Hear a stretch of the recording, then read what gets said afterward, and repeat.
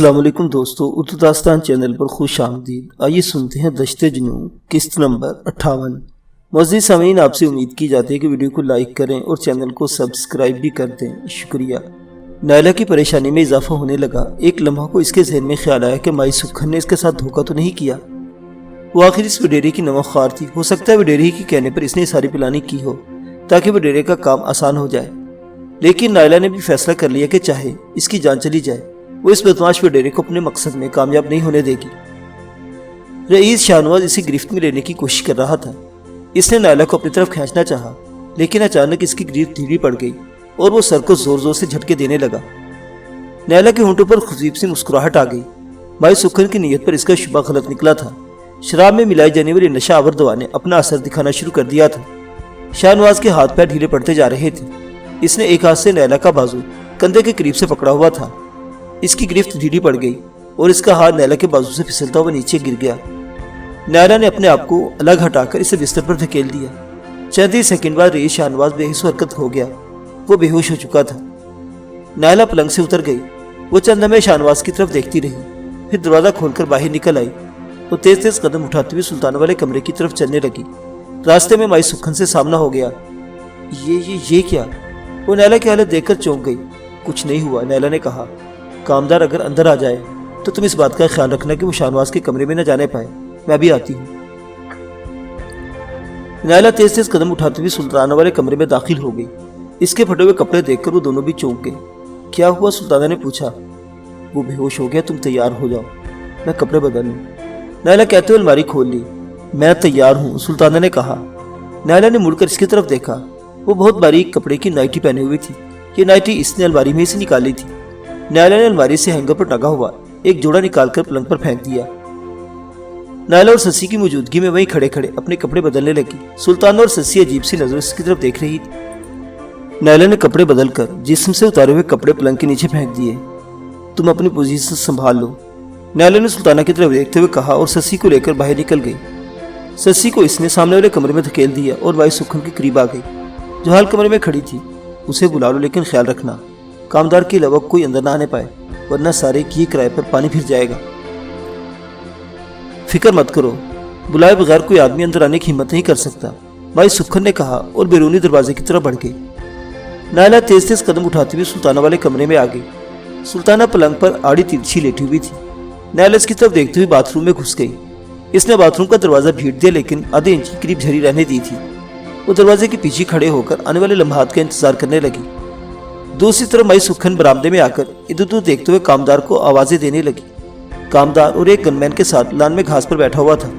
وہ اٹھ کر تیز تیز قدم اٹھاتا ہوا برآمدے میں آ گیا۔ کیا بات ہے مائی سکھن؟ رئیس بلا رہا ہے کیا؟ اس نے پوچھا۔ ارے رئیس تو ایک چھوکری کے ساتھ اپنے کمرے میں ہے، تمہیں میں نے بلایا ہے۔ خیر ہے مائی سکھن؟ کامدار الجھی ہوئی نگاہوں سے اس کی طرف دیکھنے لگا۔ ان میں ایک چھوکری بہت پریشان ہے، وہ حویلی سے نکلنا چاہتی ہے۔ میں نے اسے کہا تھا کہ اگر کامدار کو خوش کر دے تو اسے حویلی سے نکال دے گی، وہ مان گئی ہے۔ کون سی والی چھوکری ہے مائی سکھن؟ کامدار کی آنکھوں میں چمک ابھر آئی۔ ارے چھوکریاں تو ساری ایک ہی جیسی ہوتی ہیں، مائی سکھن نے کہا۔ وہ جس کی ٹانگ پر ڈاکٹر نے پٹی باندھی تھی، وہی تو ایک چیز ہے ان تینوں میں۔ کہاں ہے وہ؟ کامدار نے کہا۔ میرے ساتھ آؤ۔ مائی سکھن اندر آ گئی۔ کامدار کے اندر آنے کے بعد اس نے احتیاطاً دروازے کو کنڈی لگا دی۔ وہ کامدار کو لے کر سلطانہ والے کمرے کے سامنے رک گئی۔ وہ اسی کمرے میں ہے، زیادہ گڑبڑ نہیں کرنا ورنہ شور مچا دے گی، اور اگر رئیس کو پتہ چل گیا تو تیرے ساتھ مجھے بھی مار ڈالے گا۔ جا اندر جا، میں اپنے کمرے میں جا رہی ہوں۔ تو فکر مت کر مائی سکھن، کامدار نے مونچھوں کو تاؤ دیتے ہوئے کہا اور آہستگی سے دروازہ کھول کر اندر داخل ہو گیا۔ کمرے میں داخل ہوتے ہی اس نے سلطانہ کو بستر پر لیٹے ہوئے دیکھا تو اس کا دماغ بھگ سے اڑ گیا۔ پورے جسم پر چوٹیاں سی رینگتی ہوئی محسوس ہونے لگی۔ آ جاؤ کامدار، رک کیوں گئے ہو؟ سلطانہ نے مسکراتے ہوئے کہا۔ وہ مائی سکھن نے کہا تھا کہ… کامدار ہکلا کر رہ گیا۔ اس نے ٹھیک کہا تھا، سلطانہ نے کہا۔ اگر تم مجھے حویلی سے باہر نکالنے کا وعدہ کرو تو میں تمہاری ہوں۔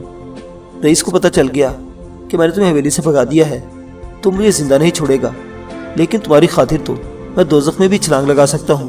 کامدار کہتے ہوئے پلنگ کے اوپر سے گھوم کر آگے بڑھا۔ پہلے اس سے اپنے سے الگ کر دو، مجھے ڈر لگتا ہے اس سے۔ سلطانہ اس کے کندھے پر لٹکی ہوئی رائفل کی طرف اشارہ کیا۔ کامدار نے رائفل کندھے سے اتار کر دیوار کے ساتھ کھڑی کر دی اور سلطانہ کے قریب پلنگ کی پٹی پر بیٹھ گیا۔ سلطانہ اسی انداز میں لیٹی مسکراتے ہوئے اس کی طرف دیکھ رہی تھی۔ اس کا انداز جذباتی اشتعال دلانے والا تھا۔ کامدار سرک کر اس کے اور قریب آ گیا۔ بے گناہ اور معصوم عورتوں کو اپنی ہوس کا نشانہ بنانا اس کے لیے کوئی نئی بات نہیں تھی، لیکن اس وقت نہ جانے کیوں اس کے ہاتھ کانپ رہے تھے۔ سلطان اٹھ کر بیٹھ گئی اور اسے پلنگ پر کھینچتے ہوئے اس پوزیشن میں آئی گئی۔ اس کا اپنا رخ تو باتھ روم کے دروازے کی طرف تھا اور کامدار کی پشت اس طرف ہو گئی تھی۔ سلطانہ باتھ روم کی طرف دیکھ رہی تھی۔ اس نے کامدار کی پشت سے ہاتھ اٹھا کر اسے خصوصی انداز میں حرکت دی۔ باتھ روم کا دروازہ آہستہ سے کھلنے لگا۔ سلطانہ کے دل کی دھڑکن تیز ہو گئی تھی۔ وہ سوچ رہی تھی کہ اگر کامدار کو نیلا کی موجودگی کا پتہ چل گیا تو اسے دبوچ لے گا، لیکن کامدار کو اتنا ہوش کہاں تھا کہ وہ کسی اور کے بارے میں سوچتا۔ اسے تو ہوس نے اندھا کر دیا تھا۔ دروازہ آہستہ آہستہ پوری طرح کھل گیا۔ نیلا باتھ روم سے نکل کر بہت دبے قدموں چلتی ہوئی دیوار کے ساتھ کھڑی رائفل کے قریب پہنچ گئی۔ اس نے رائفل اٹھائی اور پلنگ کے قریب آ گئی۔ اس نے رائفل کی نال کامدار کی پشت سے لگا دی۔ سلطانہ کامدار کو چھوڑ کر اچھل کر پلنگ سے نیچے اتر گئی۔ اس کی یہ حرکت کامدار کے لیے بالکل غیر متوقع تھی۔ وہ حیرت سے اس کی طرف دیکھنے لگا۔ پہلی مرتبہ اس کی پشت پر رائفل کی نال کا ہلکا سا دباؤ پڑا تھا تو اسے سلطانہ کے ہاتھ کا دباؤ سمجھا تھا، لیکن دوسری مرتبہ دباؤ پڑا تو اس نے گردن گھما کر دیکھا تو ایک دم اچھل پڑا۔ نائلہ سے رائفل کی زد پر لیے ہوئے تھی۔ یہ کیا؟ کامدار ہکلا گیا۔ اس کا چہرہ دھواں ہو گیا تھا۔ یہ رائفل ہے اور تمہاری ہے، نائلہ نے پرسکون لہجے میں کہا۔ اگر تمہارے منہ سے آواز نکلی تو چھلنی کر دوں گی۔ تو تم لوگ یہاں سے بھاگنا چاہتی ہو مگر کامیاب نہیں ہو سکو گی، کامدار نے اپنے حواس پر قابو پانے کی کوشش کرتے ہوئے کہا۔ سلطانہ تم جلدی سے کپڑے بدلو، نیلا نے سلطانہ کی طرف دیکھتے ہوئے کہا۔ وہ باتھ روم میں گھس گئی۔ نیلا کامدار کی طرف متوجہ ہو گئی۔ وہ رائفل کہاں ہے جو کل تم نے مجھ سے چھینی تھی؟ وہ ریس کے کمرے میں پلنگ کے نیچے رکھی ہے، کامدار نے جواب دیا۔ نیلا نے دروازے کے قریب جا کر سسی کو آواز دی۔ فوراً ہی سامنے والے کمرے سے نکل آئی۔ سسی، نیلا نے کہا، وڈیرے کے کمرے میں پلنگ کے نیچے رائفل رکھی ہے، وہ اٹھا لاؤ۔ سسی فوراً ہی اس طرف چلی گئی اور چند ہی منٹ بعد رائفل لے کر آ گئی۔ اس دوران سلطانہ بھی کپڑے بدل کر باتھ روم سے نکل آئی اور مائی سکھن بھی وہاں پہنچ گئی۔ یہ ساری سازش تمہاری ہے مائی سکھن؟ کامدار نے خوخار نگاہوں سے اس کی طرف دیکھا۔ رئیس شاہنواز تمہیں زندہ نہیں چھوڑے گا، تمہارے ٹکڑے کر کے بوٹیاں کتوں کو کھلا دے گا۔ تم جانتی ہو تمہارا رئیس کم از کم 6 گھنٹوں سے پہلے ہوش میں نہیں آ سکے گا، اور اس وقت تک ہم یہاں سے بہت دور نکل چکے ہوں گے، نائلہ نے کہا۔ حویلی سے نکلنے کا خیال دل سے نکال دو، کامدار نے کہا۔ رئیس یا میری اجازت کے بغیر گنمین تم لوگوں کو گیٹ کی طرف پھٹکنے بھی نہیں دیں گے، اسی لیے تو تم ہمارے ساتھ چلو گے، نائلہ نے مسکراتے ہوئے کہا، پھر بتانے لگی کہ وہ کس طرح حویلی سے نکلیں گی۔ سسی نے کامدار کو اپنی رائفل کی زد پر لے لیا۔ اسے سیفٹی کیچ بھی ہٹا دیا تاکہ کامدار کسی غلط فہمی میں مبتلا نہ رہے۔ نائلہ نے کامدار کی رائفل کا میگزین نکال لیا، چیمبر میں موجود گولی بھی نکال لی اور خالی رائفل کامدار کی طرف بڑھا دی۔ یہ رائفل کندھے پر لٹکا لو، نائلہ نے کہا۔ تم ہمارے ساتھ باہر چلو گے اور اپنے ساتھیوں سے کہو گے کہ رئیس کی ہدایت پر ہمیں شہر چھوڑنے کے لیے جا رہے ہو۔ گاڑی تم چلاؤ گے، ڈرائیور ساتھ نہیں جائے گا۔ روانگی سے پہلے تم اپنے ساتھیوں سے یہ بھی کہو گے کہ وڈیرا سو گیا ہے، اسے ڈسٹرب نہ کیا جائے، اور اگر تم نے کسی قسم کی چالاکی دکھانے کی کوشش کی تو تمہارا جسم گولیوں سے چھلنی ہو جائے گا۔ نائلہ نے خاموش ہو کر سسی کی ہاتھ سے رائفل لی اور کامدار کو اشارہ کیا۔ کامدار نے اپنی رائفل کندھے پر لٹکا لی اور ان کے آگے آگے کمرے سے نکل آیا۔ وہ سب برآمدے میں آ گئے۔ نائلہ نے رائفل دائیں ہاتھ میں لٹکا رکھی تھی، لیکن وہ اسے کسی بھی وقت استعمال کرنے کی پوزیشن میں لا سکتی تھی۔ 2 گن مین اس وقت بھی لان میں گھاس پر بیٹھے ہوئے تھے۔ کامدار نے ڈرائیور منجو کو آواز دے کر بلایا، گاڑی کی چابی دو مجھے۔ کامدار نے اس کی طرف ہاتھ بڑھایا۔ اکبر سے کو گیٹ کھولے، میں ان لوگوں کو شہر چھوڑنے جا رہا ہوں، اور سنو، رئیس ہو گیا ہے، تم لوگوں میں سے کوئی بھی اندر نہ جائے، اگر رئیس جاگ گیا تو ناراض ہوگا۔ مائی سکھن بھی تمہارے ساتھ جا رہی ہے؟ منجو نے جیب سے چابیوں کا رنگ نکال کر اس کی طرف بڑھاتے ہوئے کہا۔ ہاں، یہ بھی ہمارے ساتھ جا رہی ہے، کامدار نے جواب دیا۔ مائی سکھن اگلی سیٹ پر بیٹھ گئی اور سلطان اور سسی پچھلی سیٹ پر۔ نیلا اس وقت تک باہر ہی کھڑی رہی جب تک کامدار ڈرائیونگ سیٹ پر نہیں بیٹھ گیا۔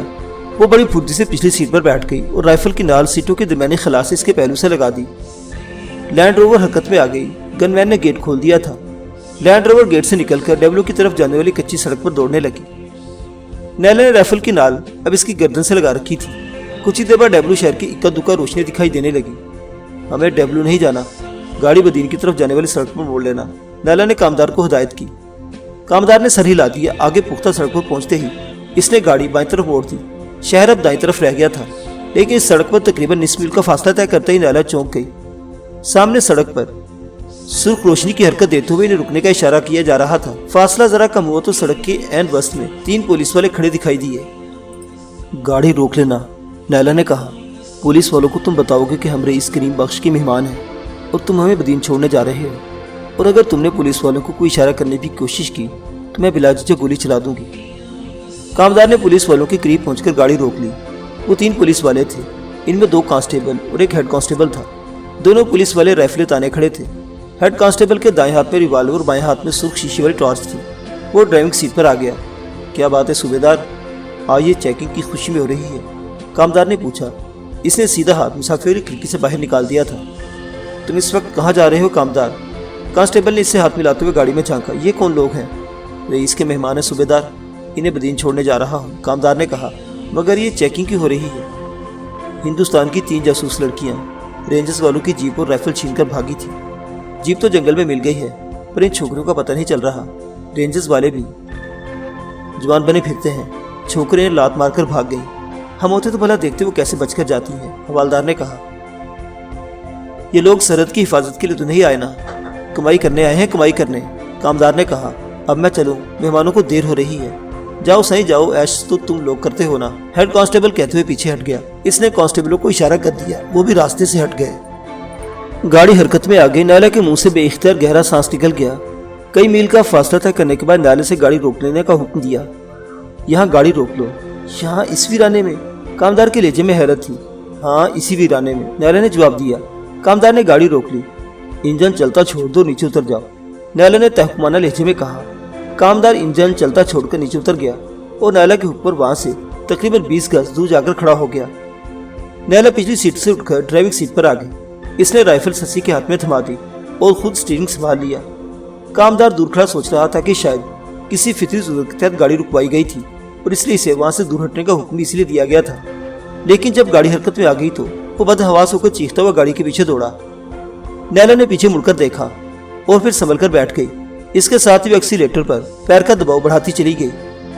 आधी रात के बाद वो रहीमाबाद नामी कस्बे में पहुंच गई। ये कस्बा ज्यादा बड़ा नहीं था। इस वक्त तारीकी और सन्नाटे में डूबा हुआ था। बस्ती के आवारा कुत्तों ने कुछ दूर तक इनकी गाड़ी का पीछा किया, फिर हिम्मत हार गए। लैंड रोवर पुख्ता सड़क पर बदीन की तरफ दौड़ी जा रही थी। काधन और लवारी नामी कस्बों के करीब से होते हुए जब इनकी गाड़ी बदीन शहर की हदूद में दाखिल हुई तो सुबह के 4 बज रहे थे। बाजार के एक चौक पर खड़े चौकीदार को देखकर नायला ने इसके करीब गाड़ी रोक ली।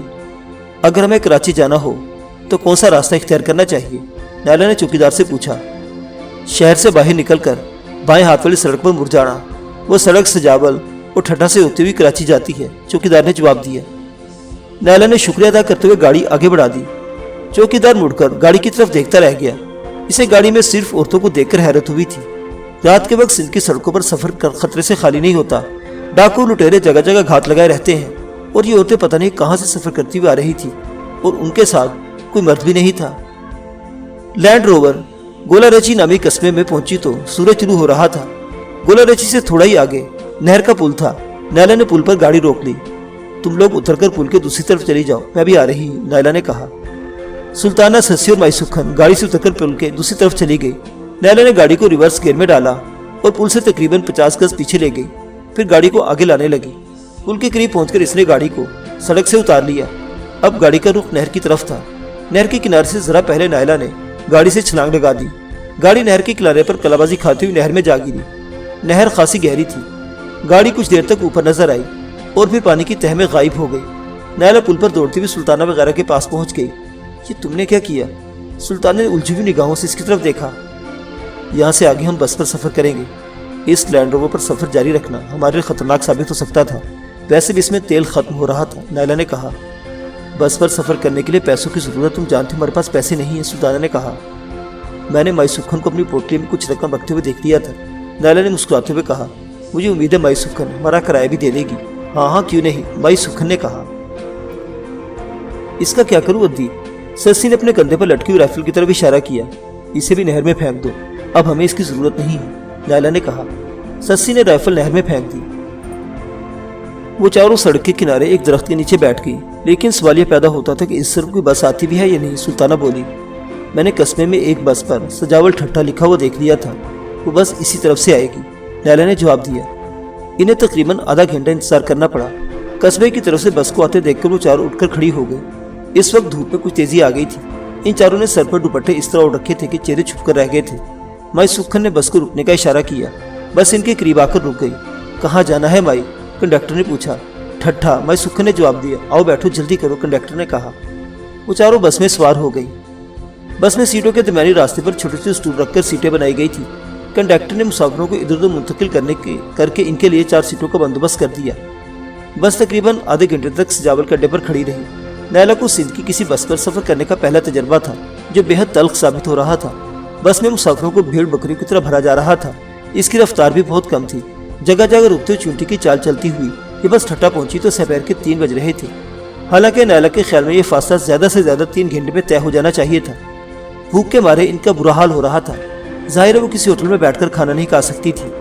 माई सुखन एक दुकान से पकोड़े और तंदूरी रोटियां ले आई और वो एक सायेदार जगह पर बैठकर रोटी खाने लगी। पकोड़े भी बासी थे और रोटी भी रबड़ जैसी लचकदार थी, लेकिन बहरहाल इन्हें पेट की आग बुझाना थी। आसपास से गुजरने वाले लोग इनकी तरफ देख रहे थे। नैला वगैरह आपस में सरगोशे करते हुए रोटी खाती जा रही थी। 4 बजे के करीब वो कराची जाने वाली बस पर बैठ गई। 6:30 बजे के लगभग वो कराची पहुंच गई। ड्रग रोड स्टेशन के सामने वो बस से उतर गई। माई सुखन के मशवरे पर बस से उतरी थी। रईस करीम बख्श का बंगला कारसाज के करीब है, तुम लोग भी मेरे साथ चलो। तुम रईस करीम बख्श के घर जाओगी? नैला ने से घूरा। हाँ बेबी, इसे सब कुछ बताना होगा। आओ, वो टैक्सी खड़ी है, माई सुखन ने कहा और वो करीब खड़ी हुई पीली टैक्सी की तरफ बढ़ गई। रहीम करीम बख्श का बंगला KDA स्कीम 1 में था। टैक्सी गेट के सामने रुक गई। टैक्सी से उतरकर जैसे ही गेट की तरफ बढ़ी, अंदर से एक आदमी इनके सामने आ गया। नैला सर सुल्ताना ठटक कर रह गई। इन तीनों के चेहरे धुआं हो गए थे। नैला को सीने में अपना दिल डूबता हुआ महसूस होने लगा। अपने सामने खड़े हुए शख्स की तरफ देख रही थी। वो रईस शाहनवाज था।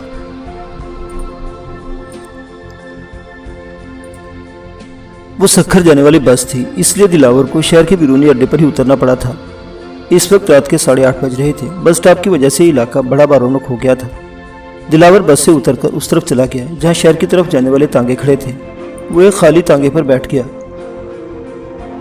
चल यार, बाकी सवारियों के पैसे भी मैं दे दूंगा, दिलावर ने कोचवान से कहा। कोचवान ने अपनी सीट पर बैठकर लगाम संभाली और घोड़े को हाँक दिया। दिलावर सीधा थाने जाने के बजाय अपने घर आया था। इसने सुबह से मुश्ताक से 2 बातें मालूम करने के लिए कहा था। थाने जाने से पहले वो मुश्ताक से वो मालूमात हासिल करना चाहता था। मुश्ताक घर पर बैठा इसका इंतजार कर रहा था। बड़ी देर कर दी तुमने, मुश्ताक इसे देखते ही बोला। इंस्पेक्टर खलील 2 मरतबा आदमी भेज चुका है। मैंने जो तुमसे कहा था वो मालूम किया? दिलावर ने कुर्सी पर बैठते हुए कहा।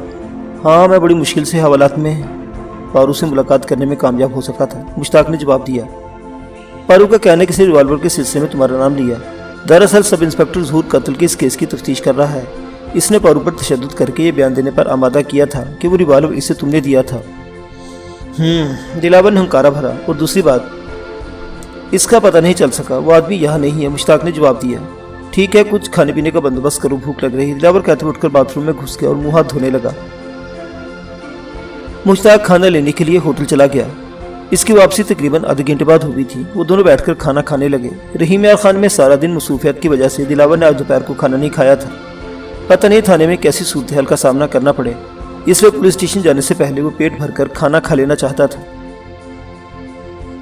9:30 बजे वो घर से निकलने की तैयारी कर रहा था कि दरवाजे पर दस्तक की आवाज़ सुनाई दी। मुश्ताक ने जाकर दरवाज़ा खोला। इसकी वापसी में 1 मिनट से ज़्यादा नहीं लगा था। थाने से एक सिपाही आया, इसने बताया। बुलाओ इसे, दिलावर कहते हुए सोफे पर बैठ गया। चंद मिनट बाद मुश्ताक एक सादा लिबास पुलिस वाले को लेकर अंदर दाखिल हुआ। क्या बात है भाई, दिलावर ने से घूरा। थाने वालों को मेरी इतनी ज़रूरत क्यों पड़ गई है? तुम्हारे ही फायदे की बात है दिलावर, सादा पोश ने कहा। इसलिए इंस्पेक्टर चाहता है कि तुम जल्द से जल्द इससे मिल लो। अगर मामला इसके हाथ से निकल गया तो कुछ नहीं कर सकेगा। अच्छा ठीक है, तुम चलो, मैं आ रहा हूँ, दिलावर ने जवाब दिया।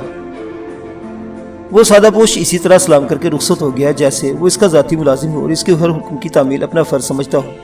इसके जाने के 10 मिनट बाद दिलावर भी घर से निकल आया।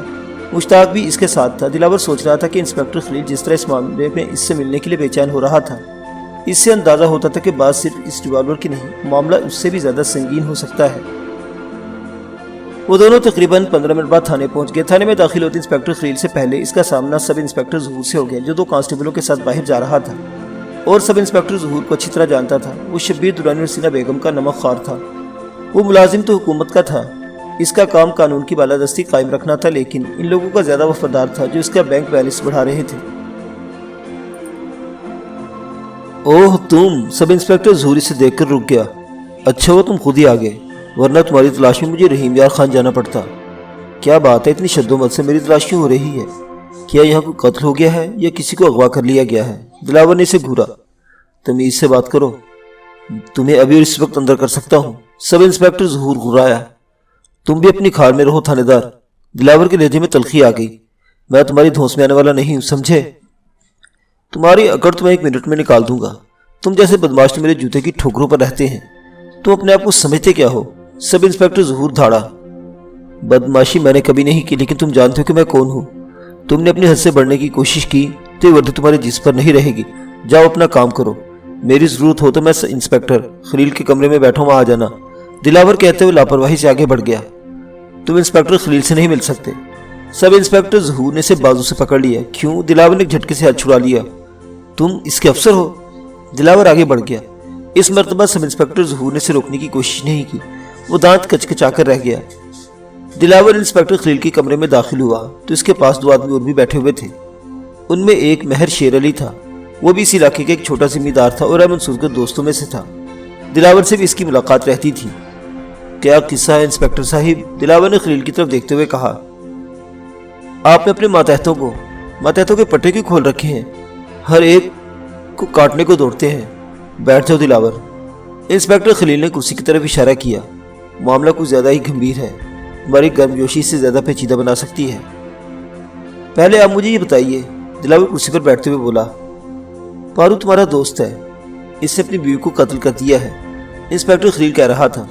اس کے بیان کے مطابق اس نے جس ریوالور سے اپنی بیوی کو شوٹ کیا تھا وہ ریوالور اسے تم نے دیا تھا۔ وہ سرکاری ریوالور ہے۔ اس کا سیریل نمبر چیک کرنے سے انکشاف ہوا کہ یہ ریوالور اس انسپیکٹر کی تحویل میں تھا، جسے مد منٹھار کے قریب ایک درخت سے لٹکا کر پھانسی دے دی گئی تھی اور تم پر اس کے قتل کا شبہ کیا گیا تھا۔ لیکن مجھے پتا چلا ہے کہ پارو پر تشدد کر کے اسے یہ بیان دینے پر مجبور کیا گیا تھا، دلاور نے کہا۔ ہاں یہ مجھے بھی معلوم ہے، انسپیکٹر خلیل نے کہا، لیکن بات اب اس ریوالور تک محدود نہیں۔ تمہیں یاد ہوگا مد منٹار کے زمیندار اور اس کے مہمانوں کو بھی بڑی بے دردی سے قتل کر دیا گیا تھا۔ مجھے یاد ہے ان کے قتل کا شبہ بھی مجھ پر کیا جا رہا تھا، دلاور نے کہا۔ بات اگرچہ پرانی ہو چکی ہے، لیکن پولیس کسی بات کو بھولتی نہیں، نہ ہی اس کے لیے کوئی بات پرانی ہوتی ہے، انسپیکٹر خلیل نے کہا۔ کیا مطلب؟ میں سمجھا نہیں۔ دلاور نے اس کے چہرے پر نظریں جما دی۔ اس کے دل کی دھڑکن بے ربط ہونے لگی تھی۔ منٹھار کے چودھری اور اس کے مہمانوں کے قتل کی تحقیقات پر جو ٹیم امور تھی، اس میں سب انسپیکٹر ظہور بھی شامل تھا۔ اس وقت یہ ASI تھا۔ وہ کیس اگرچہ ختم ہو گیا تھا، مگر ظہور کا شمار ایسے لوگوں میں ہوتا ہے جو کسی بات پر مطمئن نہیں ہوتے۔ اس نے اپنے طور پر تحقیقات جاری رکھی تھی اور اب وہ کچھ ایسی باتیں معلوم کرنے میں کامیاب ہو گیا ہے جو اصل قاتل یا قاتلوں کی طرف رہنمائی کر سکتی ہے۔ میں اسی لیے تم سے ملنا چاہتا تھا۔ پارو نے جو بیانات دیے ہیں ان سے تمہاری شخصیت ایک بار پھر مشکوک ہو رہی ہے۔ دلاور کے دل کی دھڑکن تیز ہو رہی تھی۔ اس سے پہلے کچھ کہتا سب انسپیکٹر ظہور کمرے میں داخل ہوا۔ اس نے انسپیکٹر کو سلیوٹ کیا اور 2 قدم آگے بڑھایا۔ یس ظہور، کیا بات ہے؟ انسپیکٹر خلیل نے پوچھا۔ سر، سب انسپیکٹر ظہور نے کہا، میں مد منٹھار کے چودھری اور اس کے مہمانوں کے قتل کی تفتیش کے سلسلے میں دلاور کو حراست میں لینا چاہتا ہوں۔ سب انسپیکٹر، دلاور نے اسے گھورا، تمہیں معلوم ہونا چاہیے کہ عدالت مجھے اس کیس میں باعزت طور پر بری کر چکی ہے۔ میں قانون سے واقف نہیں ہوں، لیکن اتنا جانتا ہوں کہ تم مجھے حراست میں لے کر عدالت کے فیصلہ کو توہین کرو گے۔ اگر تم دوبارہ اس کیس کی تفتیش کرنا چاہتے ہو تو پہلے عدالت میں جا کر اس مقدمے کی فیصلے کی نظر ثانی اور از سر نو تفتیش کی درخواست دے دو۔ اس کے بعد مجھے حراست میں لینا۔ ہاں، اس کے علاوہ مجھ سے کوئی جرم سرزد ہوا ہو تو میں تمہارے سامنے موجود ہوں، مجھے ہتھکڑی لگا سکتے ہو۔ لیکن جہاں تک مجھے یاد پڑتا ہے میں نے کوئی جرم نہیں کیا اور نہ ہی کئی دنوں سے اس علاقے میں موجود رہا ہوں۔ ٹھیک ہے، سب انسپیکٹر ظہور نے اسے گھورا، لیکن میں تمہیں چھوڑوں گا نہیں۔ وہ تیزی سے باہر نکل گیا۔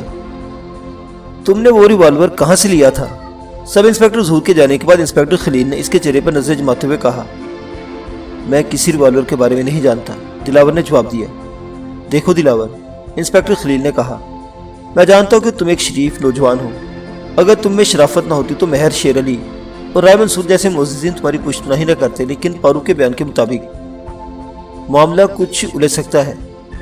ابھی تو آپ نے تسلیم کیا تھا کہ اس سے یہ بیان زبردستی لیا گیا ہے۔ دلاور بولا، ہاں لیکن ایک بات ریکارڈ پر آ چکی ہے، وہ اگر چاہے تو عدالت میں اپنے بیان سے منحرف ہو سکتا ہے، لیکن اس سے پہلے جو مشکلات پیدا ہوں گی اس کا تم اندازہ لگا سکتے ہو۔ میرا اس ریوالور سے کوئی تعلق نہیں ہے، دلاور نے پھر کہا۔ ٹھیک ہے، انسپکٹر خلیل نے گہرا سانس لیتے ہوئے کہا، اب تم جا سکتے ہو، ضرورت ہوئی تو تمہیں دوبارہ بلوا لوں گا۔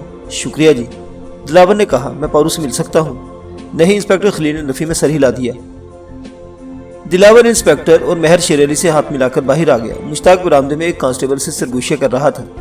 دلاور کو دیکھ کر اس نے کانسٹیبل سے ہاتھ ملایا اور دلاور کے ساتھ چل پڑا۔ وہ دونوں تھانے سے نکل کر سیدھے گھر ہی آئے تھے۔ دلاور کا ذہن بری طرح الجھ گیا تھا۔ وہ سوچ رہا تھا کہ اگر پولیس نے واقعی دوبارہ تفتیش شروع کر دی تو وہ شکنجے میں آ جائے گا۔ پارو اس کا شریک جرم تھا اور پولیس کی حراست میں تھا۔ وہ سب انسپکٹر ظہور کو بھی اچھی طرح جانتا تھا۔ اس نے ریوالور کے بارے میں اس کا بیان حاصل کر لیا تھا اور منٹھار کیس میں بھی اس کی زبان کھلوا سکتا تھا۔ دلاور رات بھر یہی سوچتا رہا۔ اس کی زندگی مسائل و مصائب کا شکار رہی تھی۔ ماں باپ اور بہن کو ذلیل و رسوا کر کے موت کے گھاٹ اتارا گیا، اور جب قانون کا سہارا لینے کی کوشش کی تو الٹا اس کو ڈرایا دھمکایا گیا اور قاتلوں کو تحفظ فراہم کیا گیا، اس لیے کہ وہ دولت مند اور صاحب ثروت تھے اور قانون کو خریدنے کی طاقت رکھتے تھے۔ دلاور انتقام کی آگ میں جھلستا رہا۔ وہ قانون کا سہارا لینے کی کوشش کرتا رہا، مگر اس کی کوشش رائگاں گئی۔ دوڑ دھوپ بیکار ثابت ہوئی۔ قانون کے محافظ خریدے جا چکے تھے اور پھر دلاور نے خود انتقام لینے کا فیصلہ کر لیا۔ وہ اکیلا کچھ نہیں کر سکتا تھا۔ پارو اس کا دوست تھا، وہ اس کی خاطر زندگی داؤ پر لگانے کو تیار ہو گیا۔ اپنے ماں باپ اور بہن کی رسوائی اور قتل کا انتقام تو اس نے لے لیا، لیکن خود اپنی زندگی بچانے کے لیے بھاگ دوڑ شروع کر دی۔ اس موقع پر رائے منصور فرشتہ رحمت بن کر اس کی مدد کو آ گیا۔ رائے منصور کے وکیل نے اس کے مقدمے کی پیروی کی اور اس طرح کی عدالت اسے بے گناہ قرار دیتے ہوئے بری کر دیا، لیکن اب پارو کی گرفتاری نے اسے وہیں لا کھڑا کیا تھا جہاں سے وہ چلا تھا۔ تفتیش پارو کی بیوی کے قتل کی ہو رہی تھی، لیکن اس ریوالور کی وجہ سے پرانی گرہیں کھلنا شروع ہو گئی تھی۔ دلاور پولیس کے طریقہ کار سے اچھی طرح واقف ہو چکا تھا۔ بعض اوقات ایک معمولی سا سوراخ بھی پیچیدہ سے پیچیدہ مسئلہ حل کر دیتا ہے، اور پولیس افیسر اگر سب انسپکٹر ظہور جیسا ہو تو گڑے مردے اکھاڑنے میں بھی دیر نہیں لگتی۔ پارو اس کا بہترین دوست تھا۔ دلاور کو یقین تھا کہ اس کا نام زبان پر نہیں لائے گا، لیکن سب انسپکٹر ظہور نے اس ریوالور کا پتہ چلا لیا تھا اور تشدد کے ذریعے پارو سے بیان حاصل کر لیا تھا کہ یہ ریوالور اسے دلاور نے دیا تھا۔ اس طرح سب انسپکٹر ظہور اس انسپکٹر کے قتل میں پھنسانا چاہتا تھا جسے درخت سے لٹکا کر پھانسی دی گئی تھی۔ اس طرح اور بھی بہت سی باتیں سامنے آ سکتی تھی۔ رات کے پچھلے بار دلاور کی آنکھ لگ گئی۔ صبح دھوپ پھیل چکی تھی جب مشتاق نے اسے جھنجھوڑ کر جگایا۔ کیا بات ہے، سونے کیوں نہیں دیتے؟ دلاور نے کسمکاتے ہوئے کہا۔ پارو ختم ہو گیا، مشتاق نے کہا۔ رات کو پولیس نے اس پر اتنا تشدد کیا کہ وہ مر گیا۔ کیا؟ دلاور ایک جھٹکے سے اٹھ کر بیٹھ گیا۔ رات کو اس نے تھانے میں خوشی محمد کانسٹیبل کو 5000 دینے کا وعدہ کیا تھا، مشتاق نے کہا۔ اس نے رات کو پارو پر اتنا تشدد کیا کہ اسے ہسپتال لے جانا پڑا، لیکن اس کا وقت پورا ہو گیا تھا۔ ہسپتال پہنچائے جانے کے 1 گھنٹہ بعد وہ ختم ہو گیا۔ یہ تم نے کیا کیا؟ دلاور بولا۔ اس کا بیان پولیس کے پاس موجود ہے جو میرے خلاف استعمال کیا جا سکتا ہے۔ وہ زندہ رہتا تو عدالت اس بیان سے منحرف ہو سکتا تھا۔ مرنے سے پہلے پارو نے اسپتال کے ڈاکٹروں اور ایک پولیس افیسر کی موجودگی میں ایک بیان دیا تھا۔ مجھے یہ تو معلوم نہیں کہ وہ پورا بیان کیا تھا، لیکن کانسٹیبل خوشی محمد نے بتایا کہ وہ بیان تمہارے حق میں ہے، مشتاق نے بتایا۔ اچھا تو چائے بنا جلدی سے، میں تھانے جا کر پتہ کرتا ہوں۔ دلاور اٹھ کر باتھ روم میں گھس گیا۔ ٹھنڈے پانی کے غسل سے کسل مندی کسی حد تک دور ہو گئی۔ جب وہ کپڑے بدل کر باہر نکلا تو مشتاق چائے تیار کر چکا تھا۔ ڈبل روٹی بھی موجود تھی۔ دلاور نے چائے کے ساتھ ڈبل روٹی کے 2 پیس کھائے اور تھانے جانے کے لیے گھر سے نکل آیا۔ تھانے پہنچنے میں سے زیادہ دیر نہیں لگی تھی۔ انسپکٹر خلیل موجود نہیں تھا اور نہ ہی سب انسپکٹر ظہور اپنے کمرے میں تھا۔ دلاور ہیڈ محرر کے کمرے میں گھس گیا۔ آؤ دلاور، ہیڈ محرر نے کرسی کی طرف اشارہ کرتے ہوئے کہا۔ ابھی ہم تمہارے بارے میں ہی باتیں کر رہے تھے۔ کیا باتیں ہو رہی تھی اور پارو کے ساتھ تم لوگوں نے کیا کیا ہے؟ دلاور بولا۔ پارو تو واقعی تمہارا یار تھا، ہیڈ محرر نے کہا۔ اس سے اپنی جان تو دے دی، لیکن تمہاری جان بچا گیا۔ میں سمجھا نہیں، دلاور بولا۔ مرنے سے پہلے نے ہسپتال کے 2 ڈاکٹروں اور میڈیکو لیگل افیسر کی موجودگی میں یہ بیان دیا تھا کہ ریوالور کے بارے میں اس کا بیان تشدد کے ذریعے حاصل کیا گیا تھا۔ سب انسپکٹر ظہور کسی وجہ سے تمہیں اس کیس میں الجھانا چاہتا تھا، جبکہ تمہارے اس ریوالور سے کوئی تعلق نہیں۔ اس نے اپنی بیوی کے قتل کا اعتراف تو کر لیا، لیکن تمہیں اس نے بچا لیا، ہیڈ محرر نے دلاور کی طرف دیکھتے ہوئے کہا۔ اس کا وہ بیان کہاں ہے؟ دلاور نے پوچھا۔ انسپکٹر خلیل کی تحویل میں ہے، ہیڈ محرر نے کہا۔ بچ گئے تم دلاور، ورنہ سب انسپکٹر ظہور نے تو تمہیں اندر کرنے کا پورا بندوبست کر لیا تھا۔ پارو کی لاش کہاں ہے؟ دلاور نے پوچھا۔ ہسپتال میں ہے، اگر تم لاش لے جانا چاہو تو SHO کے نام ایک درخواست لکھ کر دے دو، ہیڈ محرر نے کہا۔ وہ میرا دوست تھا، دلاور نے گہرا سانس لیتے ہوئے کہا۔ یہ میرا فرض بنتا ہے کہ اس کے آخری سفر کا بندوبست کر دوں۔ تم جانتے ہو میں تو صرف 5 جماعتیں پڑھا ہوا ہوں، درخواست کیسے لکھ سکتا ہوں؟ تم ہی لکھ دو۔ اچھا بیٹھو، میں لکھ دیتا ہوں۔ ویسے بھی SHO صاحب اس وقت موجود نہیں ہے، درخواست پر کارروائی وہی کریں گے، ہیڈ محرر نے کہا اور ایک کانسٹیبل کو چائے لانے کے لیے کہا۔ دلاور آرام سے بیٹھا رہا، اس کے سر سے ایک بہت بڑا بوجھ اتر گیا تھا۔ پارو واقعی یاروں کا یار ثابت ہوا تھا، اس نے اپنی جان دے دی تھی مگر یاری پر حرف نہیں آنے دیا تھا اور مرنے سے پہلے بیان دے کر اسے بچا لیا گیا تھا۔ دلاور کو تقریباً 1.5 گھنٹے تک انسپکٹر خلیل کا انتظار کرنا پڑا۔ سب انسپکٹر ظہور بھی اس کے ساتھ ہی تھا۔ دلاور جب انسپکٹر کے کمرے میں داخل ہوا تو ظہور خونخوار نظروں سے اس کی طرف دیکھنے لگا۔ کیسے ہے دلاور؟ انسپکٹر خلیل نے سوالے نگاہوں سے اس کی طرف دیکھا۔ پارو کی لاش لینا چاہتا ہوں جی، اور اس کے ساتھ پوسٹ مارٹم کی رپورٹ کی نقل بھی، دلاور نے کہا، اور ہیڈ محرر کی لکھی ہوئی درخواست اس کی طرف بڑھا دی۔ لاش کا پوسٹ مارٹم تو نہیں ہوا، انسپکٹر خلیل نے کہا، البتہ لاش کو تدفین کے لیے جا سکتے ہو۔ مطلب یہ کہ تم بچ گئے ہو، اب زیادہ پھیلنے کی کوشش مت کرو، سب انسپکٹر ظہور نے ناگواری سے اس کی طرف دیکھتے ہوئے کہا۔ میں اگر پوسٹ مارٹم کا قانونی مطالبہ کر رہا ہوں تو ایک جائز بات ہے، اور تم جیسے لوگ وردی پہن کر لوگوں کو قتل کرتے پڑے تو وہ قانونی بات ہے، دلاور نے بھی اسے گھورتے ہوئے جواب دیا۔ پارو تمہاری تحویل میں تھا، تم اس کیس کی تفتیش کر رہے تھے، تم نے اسے تشدد کر کے موت کے گھاٹ اتار دیا اور کہتے کو میں پھیلنے کی کوشش نہ کروں۔ قتل تو قتل ہی ہوتا ہے سب انسپکٹر صاحب، چاہے وہ سادہ کپڑوں میں کیا جائے یا پولیس کی وردی پہن کر، میں اس معاملے کو اوپر تک اٹھاؤں گا۔ تم نے اسے قتل کیا ہے، اس کی موت حرکتیں قلب بند ہو جانے کی وجہ سے واقع ہوئی ہے، سب انسپکٹر ظہور نے کہا۔ نہیں، تم نے اس پر بے پناہ تشدد کیا تھا، تم اس کی موت کے ذمہ دار ہو، میں اس سلسلے میں عدالت سے رجوع کروں گا، دلاور نے کہا۔ کل رات تک وہ خوفزدہ تھا، لیکن پارو کے نزاعی بیان کے بارے میں معلوم ہونے کے بعد وہ نڈر ہو گیا تھا۔ دلاور، انسپکٹر خلیل نے اس کی طرف دیکھتے ہوئے کہا، بعض باتیں ایسی ہوتی جنہیں نظر انداز کر دینا ہی بہتر ہوتا ہے، ہم نے بھی تمہارے بارے میں بہت سی باتیں نظر انداز کر دی ہیں، تم بھی پوسٹ مارٹم والی بات کو نظر انداز کر دو، اس طرح ہم بھی بہت سی مشکلوں سے بچ جائیں گے اور تم بھی۔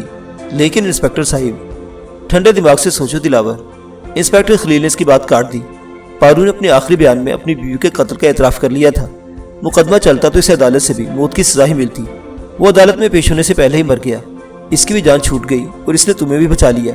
میں سمجھتا ہوں اس نے تم پر بہت بڑا احسان کیا ہے، اس کے احسان کا بدلہ یہی کہ اسے عزت و احترام سے دفن کر دو۔ اس کی موت کی تحقیقات کرانے کے چکر میں پڑو گے تو پارو کو یا تمہیں اس کا کوئی فائدہ نہیں ہوگا، سوائے اس کے کھینچا تانی ہوگی، پولیس کو بھی اور تمہیں بھی، اور تم جانتے ہو کہ پولیس اس سے کوئی فرق نہیں پڑے گا، یہ کوئی نئی بات نہیں ہوگی، سب کچھ پولیس والوں کی زندگی کا لازمی حصہ ہے، اس کیس سے کوئی فرق نہیں پڑے گا، لہٰذا میرا مشورہ ہے کہ اپنی زبان بند رکھوں۔ دلاور نے اس کی بات کاٹ دی۔ یہی سمجھ لو، انسپکٹر خلیل نے کہا، تم اسے بھول جاؤ، ہم بھی کچھ باتیں بھول جائیں گے۔ ٹھیک ہے، دلاور نے گہرا سانس لیتے ہوئے کہا۔ حقیقت یہ تھی کہ وہ بھی اس جھنجھٹ میں پڑنا نہیں چاہتا تھا، وہ تو سب انسپکٹر ظہور کو ذرا دبانا چاہتا تھا۔ انسپکٹر خلیل کی بات مان کر اس نے گویا ان پولیس والوں پر بہت بڑا احسان کیا تھا۔ ٹھیک ہے، میں بھول جاتا ہوں، پارو کی لاش مجھے کب ملے گی؟ میں لیٹر دے دیتا ہوں، تم ہسپتال جا کر لاش لے لینا، انسپکٹر خلیل نے کہا اور محرر کو بلا کر اسے لیٹر تیار کرنے کی ہدایت کی۔ دلاور لیٹر لے کر تھانے سے باہر آ گیا اور پھر اسی روز پارو کو دفن کر دیا گیا۔ اس کے جنازے میں صرف چند ہی آدمی تھے اور پھر اس رات دلاور رحیم یار خان واپس چلا گیا۔ وہ ایک بہت بڑی مصیبت سے بچ گیا تھا۔ پارو اگر زندہ رہتا تو سب انسپکٹر ظہور جیسا فرعون صفت آدمی اس کی زبان کھلوانے میں کامیاب ہو جاتا اور اس طرح دلاور بھی قانون کے شکنجے میں جکڑا جاتا۔ پارو اس کے جرائم کا واحد گواہ تھا، اب وہ اس دنیا میں نہیں رہا تھا۔ دلاور اب مطمئن تھا، یہ خطرہ ہمیشہ کے لیے ٹل گیا تھا، لیکن دلاور اچھی طرح جانتا تھا کہ اس کی مصیبتوں کا دور ختم نہیں ہوا۔ اس پر انسپکٹر صوبہ خان کے قتل کا بھی شبہ تھا، اس قتل سے اس کا کوئی تعلق نہیں تھا۔ جن دنوں صوبہ خان کو قتل کیا گیا تھا وہ رحیم یار خان میں نہیں تھا، وہ اپنی عدم وجودگی کا ثبوت فراہم کر سکتا تھا، لیکن وہ اچھی طرح جانتا تھا کہ حسینہ بیگم اور اس کا بیٹا شبیر درانی اس کے پیچھے لگے ہوئے تھے۔ اگر وہ بیچ میں نہ ہوتا تو وہ دونوں ماں بیٹا نائلہ کو ختم کر کے اس کی جائیداد پر قبضہ کر چکے ہوتے، لیکن رائے منصور اور دلاور اس کے راستے کی رکاوٹ بن گئے تھے۔ رائے منصور ایک بڑا زمیندار تھا، اس کے تعلقات بھی بہت اوپر تک تھے، شبیر درانی وغیرہ اس کے خلاف تو کچھ نہیں کر سکتے تھے، البتہ وہ دلاور کو راستے سے ہٹانے کی بھرپور کوشش کر رہے تھے۔ حسینہ بیگم نے پولیس کو بیان دیا تھا کہ انسپکٹر صوبہ خان کی لاش دریافت ہونے سے ایک دن پہلے دلاور کو اس طرف جاتے ہوئے دیکھا گیا تھا، حالانکہ اس روز وہ کچیلوں میں تھا، لیکن حسینہ بیگم کے اس بیان سے صاف ظاہر ہوتا تھا کہ وہ اسے پھنسانے کی وہی کوشش کر رہی تھی۔ لیکن پارو کے کیس میں سرکاری ریوالور کا معاملہ کسی طرح آ گیا تھا۔ सब इंस्पेक्टर ज़हूर ने तशद्दुद करके पारू से बयान लिया था कि ये रिवॉल्वर इसी दिलावर ने दिया था। सब इंस्पेक्टर ज़हूर को कैसे पता चला कि इस रिवॉल्वर से दिलावर को कोई ताल्लुक हो सकता है? वो या तो किसी और वजह से दिलावर को इस केस में फांसना चाहता था या हसीना बेगम के कहने पर ऐसा किया गया था। सब इंस्पेक्टर ज़हूर हसीना बेगम का नमकख्वार था। यह मुमकिन है कि पारू के कब्जे से सरकारी रिवॉल्वर की बरामदगी के बाद ज़हूर ने मौका से फ़ायदा उठाना चाहा हो। लेकिन बहरहाल ये किस्सा खत्म हो गया था। अलबत्ता सूबा खान के कत्ल वाला मामला भी बाकी था और दिलावर को यकीन था कि ये मामला भी खत्म हो जाएगा। लेकिन वो ये सोचे समझे बगैर नहीं रह सकता था कि सूबा खान वहाँ कैसे पहुंचा और इसे कत्ल किसने किया था। इसके तहन में जो सीधा साधा जवाब आया यही था कि सूबा खान को शबीर दुरानी ने ठिकाने लगाया होगा ताकि उनके राज फाश न कर सके। सूबा खान के जिस पर जब तक पुलिस की वर्दी थी वो उनके लिए काम का आदमी था, लेकिन वर्दी उतरने के बाद उनके लिए न सिर्फ बेकार हो गया था बल्कि बहुत बड़ा खतरा बन गया था। इन लोगों ने इसे ठिकाने लगा देना ही मुनासिब समझा था और इसका कत्ल इसके खाते में डालने की कोशिश की जा रही थी। सादिकाबाद से वापस आने के दूसरे दिन सुबह 10 बजे के लगभग दिलावर राय साहिब के एक काम से इनके एक दोस्त के यहाँ गया हुआ था। रास्ते में सब इंस्पेक्टर ज़हूर को देखकर वो चौंक गया। सब इंस्पेक्टर ज़हूर सादा लिबास में था और एक रिक्शे में गुलगश्त की तरफ जा रहा था। दिलावर ने अपने रिक्शे को ड्राइवर से इसी तरफ चलने को कहा। सब इंस्पेक्टर ज़हूर का रिक्शा गुलगश्त के एक बंगले के सामने रुक गया। दिलावर ने अपने रिक्शे वाले को रुके बगैर चलते रहने को कह दिया था। रिक्शा इस बंगले के सामने से गुजरा तो दिलावर ने कान आंखों से बंगले की तरफ देखा। सब इंस्पेक्टर ज़हूर गेट के साथ कॉल बेल का बटन दबा रहा था। राय मंसूर साहब के दोस्त का बंगला भी गुलगश्त में ही था। दिलावर ने इसी बंगले के सामने रिक्शा रुकवा लिया। वो तकरीबन आधे घंटे तक इस बंगले में रहा था। जब वो वापस आए से दूर तक पैदल चलना पड़ा था। उस गली के मोड़ पर पहुंचकर वो ठिठक गया। हसीना बेगम की कार इस गली में घूम रही थी। दिलावर बड़ी तेजी से आड़ में हो गया और जब वो कार गली में दाखिल हुई तो वो मोड़ पर खड़े होकर उसकी तरफ देखने लगा। कार इसी बंगले के सामने रुकी थी जहाँ सब इंस्पेक्टर ज़हूर गया था। कार रुकने के चंद सेकंड बाद हसीना बेगम कार का दरवाजा खोलकर नीचे उतर आई। इसने मकान की कॉल बेल बजाई। चंद सेकंड बाद दरवाजा खुला और हसीना बेगम अंदर दाखिल हो गई। दिलावर के दिमाग में आंधी सी चल रही थी। वो कुछ देर तक गली के मोड़ पर खड़ा इस बंगले की तरफ देखता रहा, फिर सड़क की तरफ चलने लगा। इसका शुबा दुरुस्त निकला था। सब इंस्पेक्टर ज़हूर इसके साथ हसीना बेगम का खेल खेल रहा था। मुअज़्ज़िज़ सामीन हज़रात, दिलावर की ये कहानी अभी जारी है। बकिया वाक़यात अगली किस्त में देखते रहिए। उर्दू दास्तान। अल्लाह हाफिज़।